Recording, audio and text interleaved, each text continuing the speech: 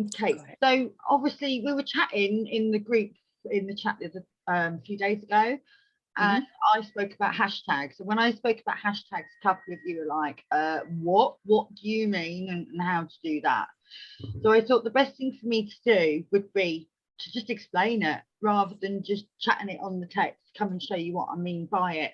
Because obviously what you predominantly wanted to do, you wanted to build your business as effectively as possible. But what you don't want to be doing is sitting there for hours on end trying to search for people that you want to do business with. And this is why hashtags work, because those that are serious about their business will put hashtags to what they're doing. Not only that, obviously we work in the industry whereby where you go away on holiday, when you come back you end up being a storyteller. Well, most people put hashtags with their pictures. So say for instance, if you're wanting to find people that have been on holiday to Mexico, you'd look for hashtags of Mexico. And I'll show you what I mean as I move forward with the presentation. Now, what is a hashtag? Let's be honest about it. Most people don't even know what it is. A word or phrase preceded by a hash sign used on social media websites and applications, especially Twitter, to identify messages on a specific topic. Spammers often broadcast tweets with popular hashtags, even if the tweet has nothing to do with them.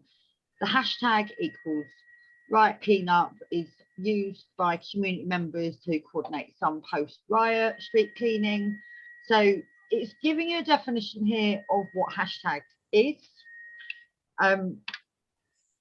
There are rules, excuse me a second. There are rules to using hashtags.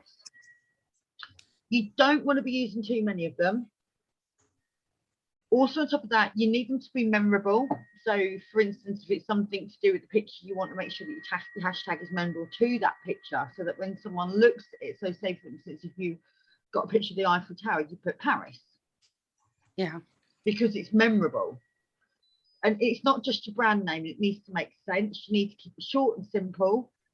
And obviously research the topics that you are wanting to attract people who are interested in to you with. And what I mean by this is, as we guide through the slide, I'll show you the different hashtags so you can see yourself which hashtag is going to work for you, be it travel or Forex. So making hashtags work. So tweets and hashtags typically receive double the level of engagement. Using recruitment hashtags such as jobs, hiring, hashtag work, hashtagging the industry and the area will help you get your post seen to the right candidates. So obviously, if you are wanting to promote, say, for instance, Disney World, and you're wanting for those that like information on Disney World to see your post, you then would put a hashtag Disney World on it. Grammar, stickers, beware. If you use spaces and punctuation in your hashtags, they will not work. So you need to keep your hashtag at one.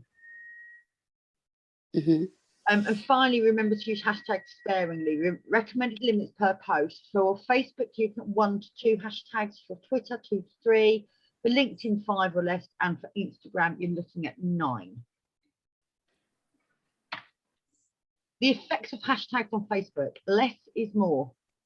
Too many hashtags on Facebook can actually lead to fewer interactions. Posts with hashtags had a median viral reach per fan of 0.8%, 8% compared to 1.3% of posts that contained no hashtags. So keep your hashtags effective to what you're wanting to attract to your social network, as one would say. There's no point in you having a picture of an apple and calling it an orange, because anyone that's looking for apples, if you put in hashtags for oranges and they see a picture of an apple, they're not going to be interested. You need to make it in accordance to what you're actually doing. So here we go, travel. And here's an idea, and here's a guidance to what someone else has done on hashtagging. A lot of hashtags on this one here. You can see you've got beach vibes, beach vibes only, Sarista, Florida, Sister Keys, Sister, Takey Beach. So you can see Florida beaches, Florida beach, vacation mode on. There's quite a lot of hashtags there for you to see and get the gist of what is occurring in respect with travel. So say for instance you was looking at nature, and this just gives you an idea of how powerful hashtags are. So on this one, nature, you got 450 million people looking at it.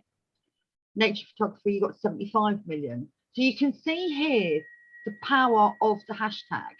So say for instance, if you put travel, imagine how many millions of people are actually searching for travel right now, looking for ways to get away, to get around the systems at the moment. Trading, top 10 hashtags for Forex. Forex, for its trading, for its trader, for its signals, for its lifestyle, for its life, for its market, for its signal, for its trade, for its profit. So you can see here how many posts are hitting these sort of hashtags. Why do you want to use hashtags? Think about it. When you're looking for people to network with, you want to find those that have got the same interest as you. This is the quickest way to do it, guys, is your hashtagging. So you can see here more binary cryptocurrency, swing trading, 141, forex trading, forex marketing, forex signal, day trade, empowerment. So there's several different ones that you can use. Why do you want to use hashtags? This is why you want to use hashtags. Using hashtags to find influencers. So say, for instance, I wanted to find someone that was interested in going to Mexico or had been to Mexico. I put hashtag Mexico in the top. I'd then start searching people.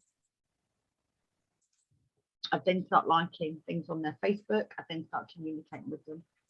Okay. And that is how you build a business very, very, very quickly using hashtags. I'm just going to stop the recording.